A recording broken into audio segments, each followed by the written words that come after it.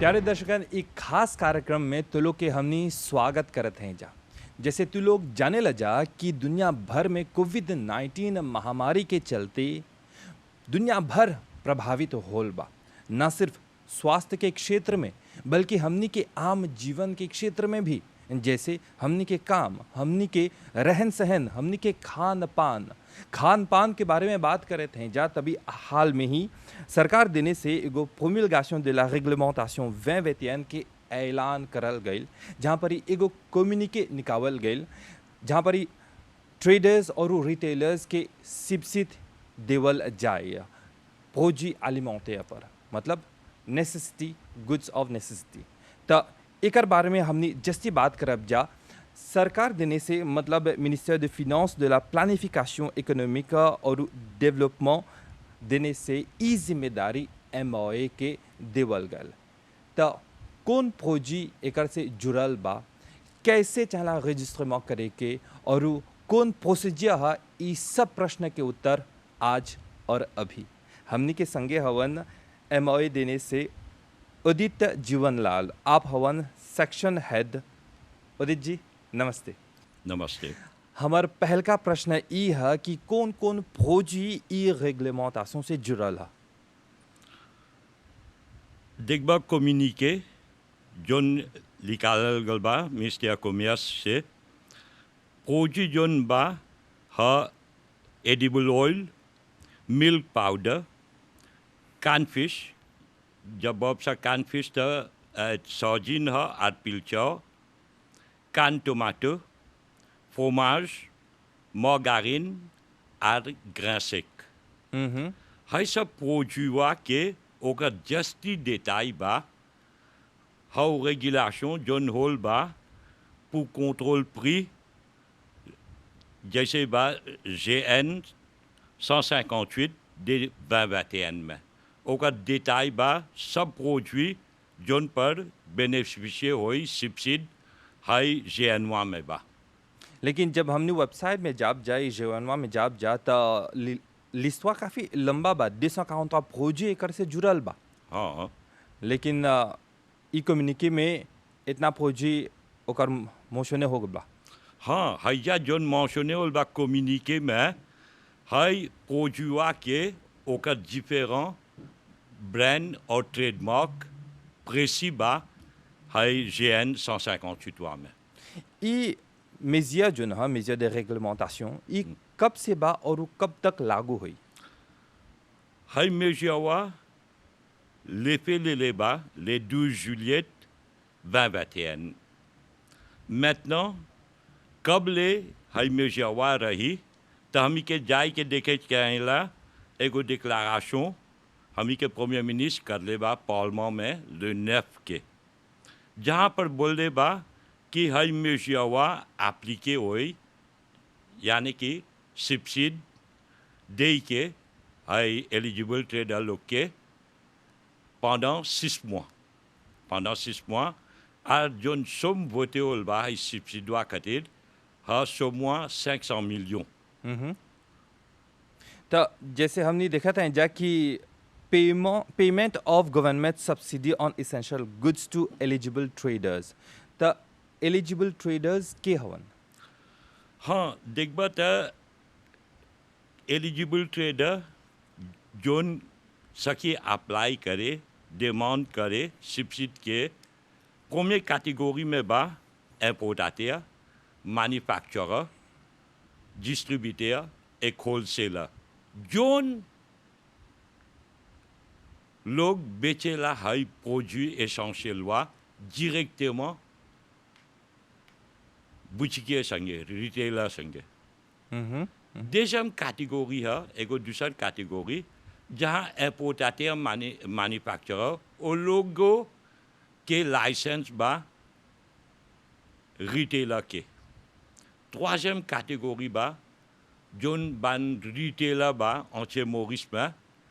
जोन बेचेलन चाहे सब essential goods वन। तो है 3 कैटेगरी की बेनिफिशियर करी है सब्सिडी जोन जोन रिटेलर्स लोग हाई प्रोडक्ट एसेंशियल वा बेचेला। जैसे बोले हवा कि ई शुरू होल बा 12 जुलाई मतलब 12 जुलियत 2021 कब 21. लेक जाए ता कम्युनिके में बोलल जाए लेकिन ई सिपसिप के रemboursement करे खातिर चला रजिस्ट्रेment करे के एकर एताप के बारे में बतावा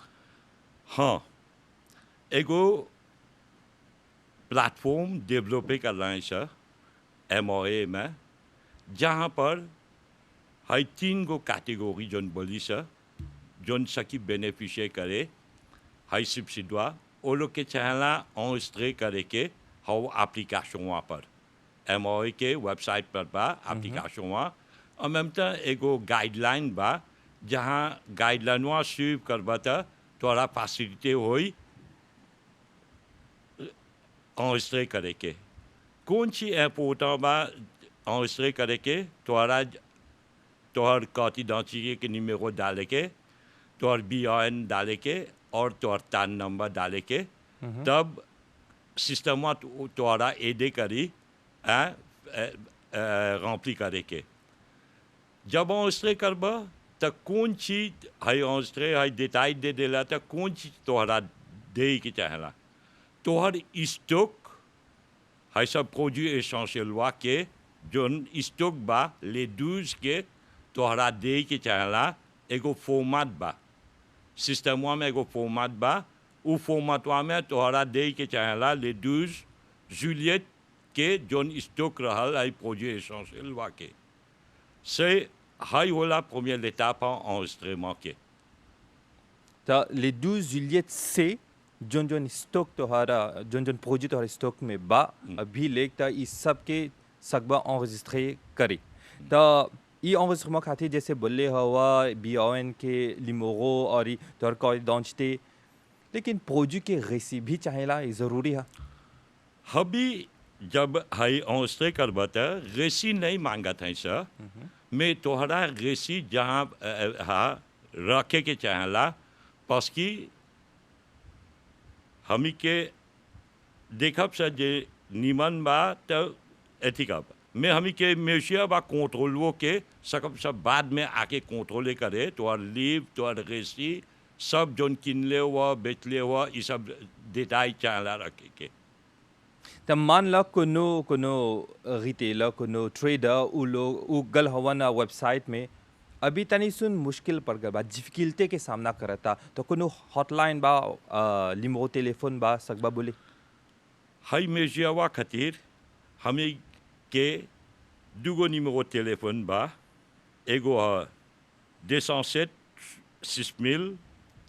और एगो दूसरा निमेरो बा 20 500 जहाँ पर हाई 3 कैटेगरी के कॉमर्शियल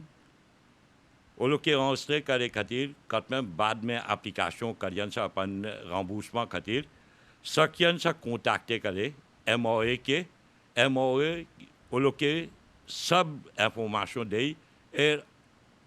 और एडे करे सकी कैसे है फॉर्म 1 कैसे है अथी भरे के चाहला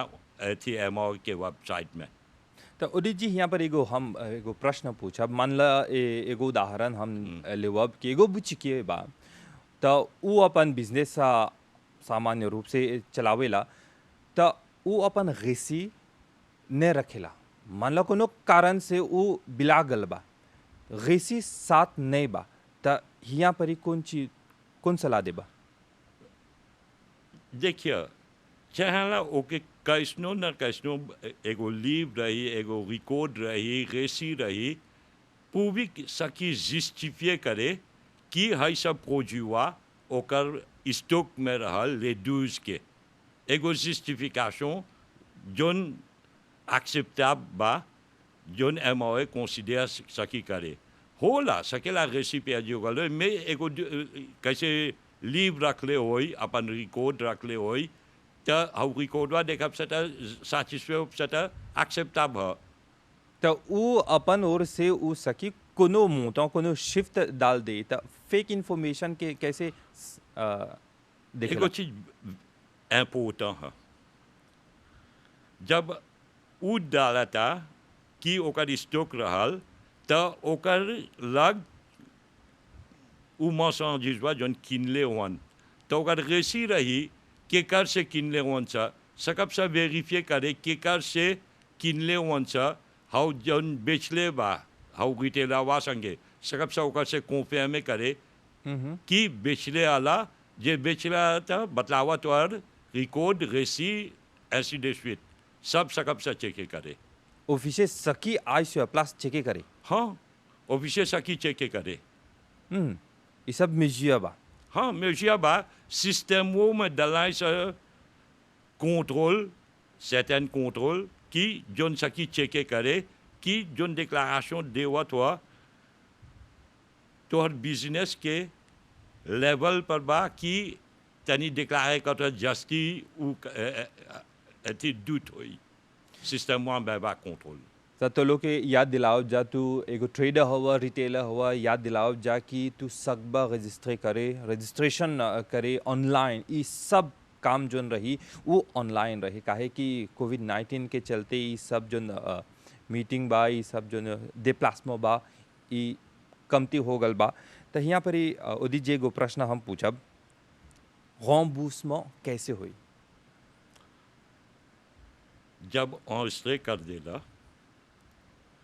तो रemboursement सकब से बोले दो कैटेगरी रही रemboursement के जैसे तोरा बोली जोन हर रिटेलर ओकर लग जोन स्टॉक बा ओके रemboursement एक के हला मिली जोन ओकर स्टॉक रहल ले 12 जुलियत के जोन स्टॉक रहल ओकर रemboursement एक के हला मिली tandis que importateur, manufacturer, wholesaler, distributeur के remboursement chaque mois मिली pendant 6 mois के mesure में maintenant enregistrement जैसे बोल देली सा शुरू हो गल बा MRA में application करे सकियन सा plateforme MRA में à partir le 1er août. और लोग के एप्लीकेशन में कौन सी चाहला रहे के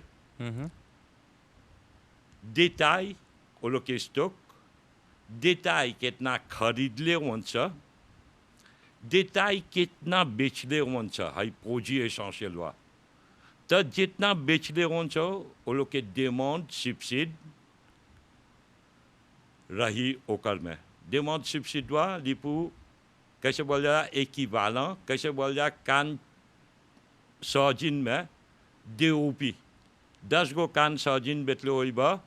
तो तोरा 20 रुपये सब्सिडी मंगबा तो हमें देखब सा कितना क्वांटिटी बेचले हुआ कितना ओकर रेट है और कितना सब्सिडी होई तो उ अमाउंटवा रिफंड करब सा à partir application demande करबा सब्सिडी के à partir le 1er août से तो एगो रिटेलर हुआ एगो ट्रेडर हुआ बुचिके हुआ था तो लोग के मांग तो लोग से मांग करब जा कि कोनो रेसी रही तब फेंकिया नहीं बल्कि एक काम आए तो लोग सकबा रजिस्ट्रेशन करे इस सब्सिडी खातिर तो रजिस्ट्रेशन के बारे में बात करते हैं जा उदित जी रजिस्ट्रेशन जो ना वो कब तक रही ऐसे तो दात नहीं डल रहा है सर parce que normalement जब paiement शुरू करब सा le 1er août से application paiement शुरू करब सा तो कौन सी हमारे रिक्वेस्ट है जे बा वो लोग के चाहला अपन enregistrement कर दे के au plus tard le 31 juillet के 31 juillet के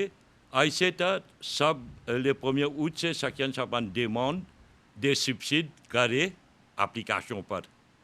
जे enregistré नहीं कर ले रहा बा तो नहीं सकबा एप्लीकेशन करे तो डिमांड करत है तीनों कैटेगरी से जल्दी अपन enregistré कर la fin du mois ले आके रजिस्ट्रेशन ऑनलाइन सब रही 24 आवर्स 24/7 था सकबा enregistré करे même एगो स्मार्टफोन पर सकबा rentrer हुई MOI के वेबसाइट में सकबा enregistrer करे all tout facilité बा ओकर गाइडलाइन देलाइ सा दलाइ सा ऑफिसर एडे करे के त हमी के मांग बा कि enregistrer जल्दी से जल्दी कर दा ये लिमोरो जो दिले हवा ये भी 24 से था। हाई निमेरो जोन देलाइ सा surtout working hours में है मैं जब कॉन्टैक्ट करबा त सब डिटेल दियन सा सब डिटेल दियन सा याद तो लोग के दिलाव जा कि 243 प्रोडक्ट जुड़ल है ई कम्युनिके संगे सिपसिद दे खातिर रहता। उदित जी यहाँ पर एगो प्रश्न पूछब कि कितना गो लाइसेंस रिटेलर्स ई कम्युनिके ई सिपसिद से बेनिफिशियर सकी होयन सा। तोरा चित l'exemple में देवब मोरिस में plus की 40,000 रिटेलर्स बा हाई सबले बड़ा एथी बा ट्रेडर बा हाई मेशियावा संगे समा कुमा बा है रिटेलर्स लोग के एक के हला रemboursement मिली अब importateur manufacturer wholesaler distributor हाई सब को जुआ के कंपेयर करबा रिटेलर से कमती बा इतना जानकारी दिले हुआ तो चला लगे हाँ फिर से हमनी के जनता के याद दिला हुआ कि कौन कौन फौजी अभी तो हर लिस्ट में एक से जुड़ल बा। हाँ तो जोन चीज बोले खोजता है जब देखबा मिनिस्टर कॉमर्स के maximum price of essential goods ओकर रेगुलेशन जोन आलबा en bas GN 158 में तो देखबा ओकर में प्रोड्यूट बा कैसे लेबा कानफिश जोन है पिल्चर्ड और सर्जिन के तो different brand different trade name बा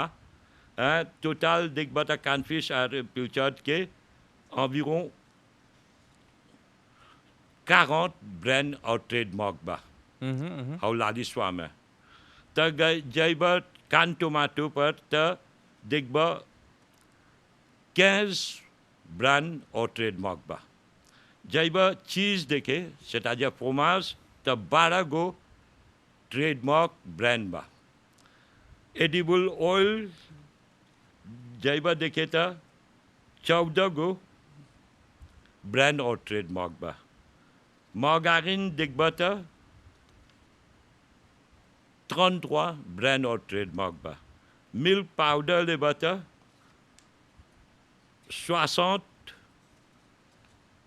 63 ब्रांड ट्रेडमार्क बा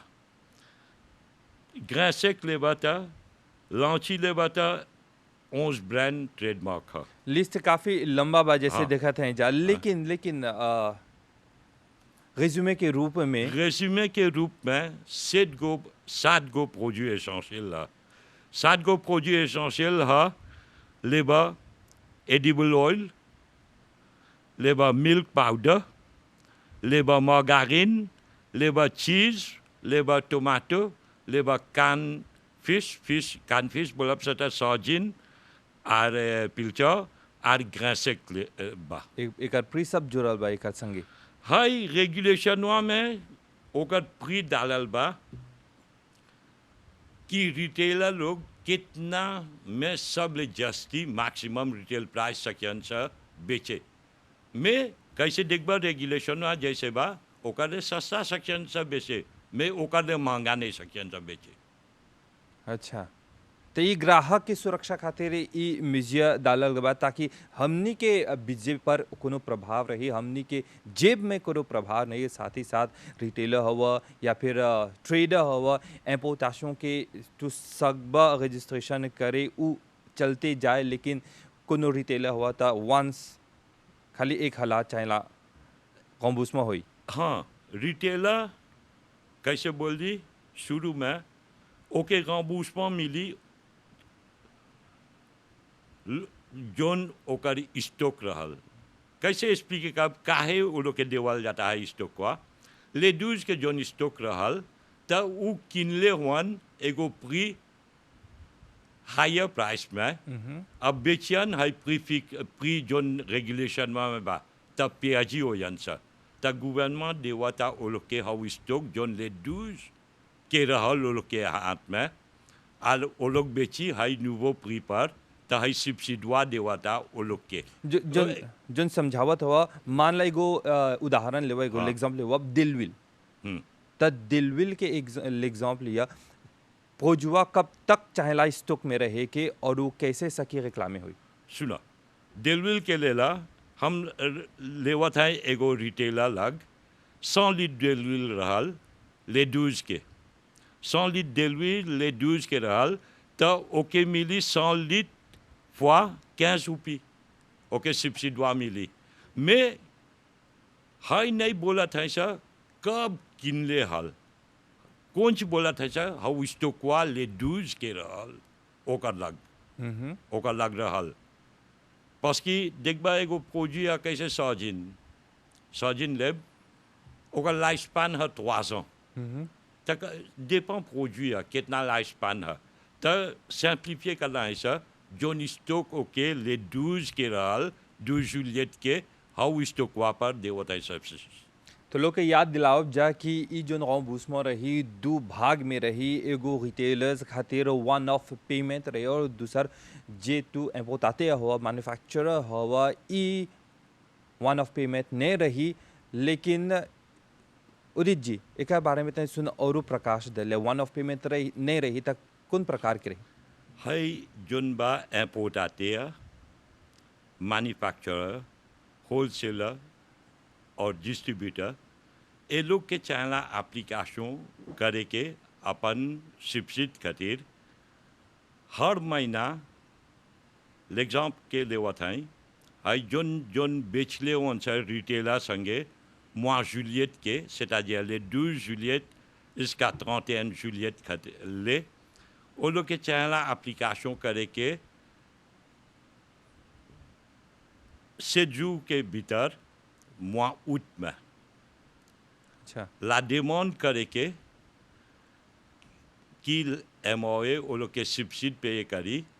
जोन जोन प्रोडक्ट एसेंशियल बेचले हों चाहे रिटेलर संगे les 12 up till 31 juillet तक त एप्लीकेशन ऑनलाइन रही एंड एप्लीकेशन MOA के वेबसाइट में ले premier août के डालाई त हौजा एप्लीकेशन करियन सा त वो लोग के डिटेल दे के चाहला एगो फॉर्म टेम्पलेट में कौन डिटेल रही कितना वो लोग के स्टॉक रहल ले 12 के कितना खरीद ले वन सा वो लोग सिपाही इम्पोर्टे कर ले वन सा जितना बेचले वन सा रिटेलर संगे त वो लोग डिक्लारे करी ओकर पर हमें ओकर एप्लीकेशन प्रोसेस करब सा त पेमेंट करे के ओकर सब्सिडी जब सिक्तम में आयन तब même déclaration करियन एप्लीकेशन demande de सब्सिडी तब एप्लीकेशन में कौन सी रही कितना खरीद ले वन हौ महीना में और कितना बेच ले वन रिटेलर संगे mois août में तो ऊपर मांग करियन अपन सब्सिडी के तो ऐसे जाए pendant 6 mois तो यहाँ पर ही जाके बखत आ गल बाबू दीजिए लेकिन जाए से पहले तो लोग के एक बार फिर से याद दिलाओ जा कि देशा काउंट फौजी जुड़ल बा ई म्यूजियवा संगे त अंत में ई लिस्वा तो लोग खातिर हमनी दिखाओ जा यहाँ पर ही उदित जी इस सब जानकारी खातिर बहुत बहुत धन्यवाद नमस्ते नमस्ते तो दर्शकगण इस सब्सिडी से लाभ उठावा और ट्रेडर हुआ रिटेलर हुआ मैन्युफैक्चरर हुआ अपन सब जो नगेसी है साथ में रखिया रजिस्ट्रेशन करे खातिर तू सकबा जाए ऑनलाइन इस सब रजिस्ट्रेशन सकबा करे और एक से फ़ायदा उठावा लिस्ट तो लोग के सामने है